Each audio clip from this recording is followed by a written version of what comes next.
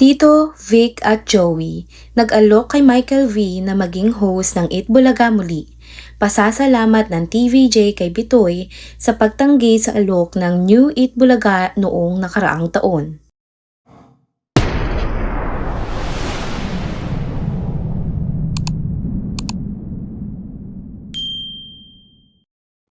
Hi mga ka-trenders! Kung bago pa lamang kayo sa channel na ito, mag-subscribe na at i-hit ang bell notification para lagi kayong updated sa mga balitang trending at napapanahon. Inalok nga di umano ni na Tito, Vic at Joey si Michael V na muling maging host ng Eat Bulaga at maging bahagi ng lumalaking pamilya ng Dabber Cats. Matatandaang naging co-host si Michael V ng Eat Bulaga mula taong 2003 hanggang 2016. Umalis naman siya noong taong 2016 upang tutukan ang kanyang mga pangunahing proyekto sa GMA7. Ito nga ay ang Bubble Gang at Pipito Manaloto. Ayon kina TVJ at iba pang hosts, labis na nilang namimiss si Bitoy sa kanilang show. Pero kailangan muna daw ayusin ni Michael V ang kanyang schedule dahil araw-araw ang commitment na kailangan sa isang noontime show.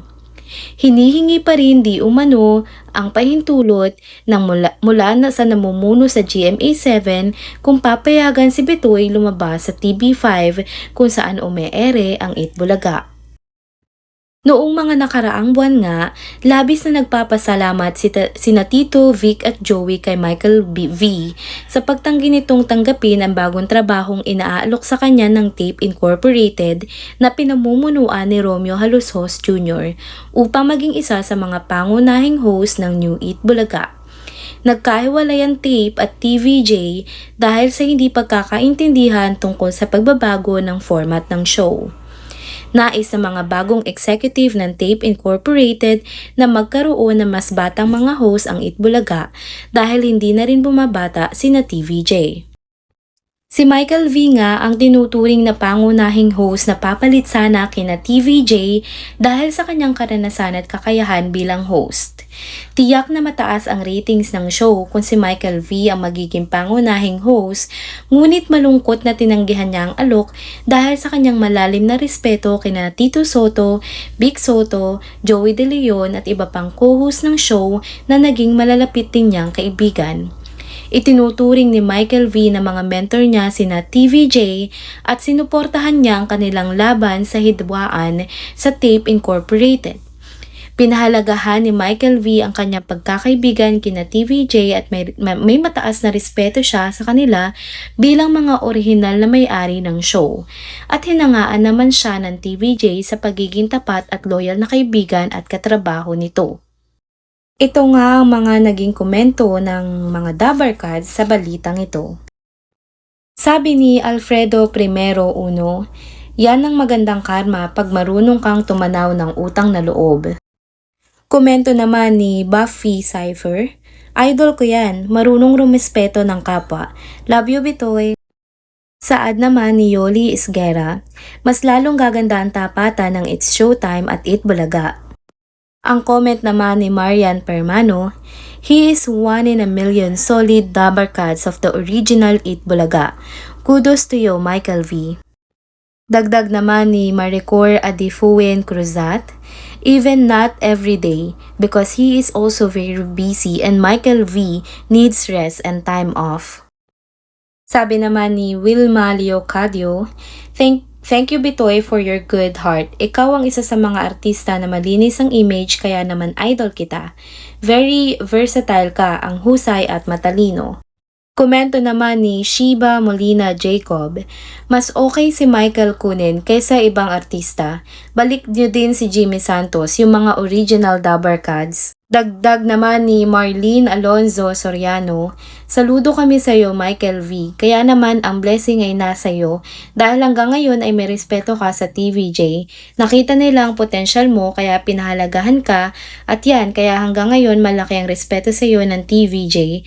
Kaya Bitoy para kang Eat Bulaga dahil ang Bubble Gang ay matagumpay dahil sa iyo. Dagdag pa ni Francis Buenafe Rabe, he is a true friend and loyal to TVJ and Itbulaga. I salute Mr. Michael V for respect for the TVJ. Komento naman ni Herminia Kabilbil, kaya maganda ang karir ni Bitoy kasi marunong siyang lumingon at tumanaw ng utang na loob sa kanyang pinanggalingan. So proud of you, Bitoy. Sabi naman ni Duede Guapings, salamat Bitoy for being legit Dabarkads. See you soon in Itbulaga. Samantala, noong Mayo 18, 2024, patuloy na nangunguna ang It's Showtime sa labanan ng ratings laban sa Itbulaga. Ayon sa mga datos, ang It's Showtime na pinapalabas sa GMA Network ay patuloy na nagkakaroon ng mas mataas na viewership kumpara sa Itbulaga sa TV5. Halimbawa, ang It's Showtime ay nakakuha ng ratings na nasa pagitan ng 7% hanggang 8% sa noontime slot, habang ang Itbulaga ay nasa paligid lamang ng 3% hanggang 4%.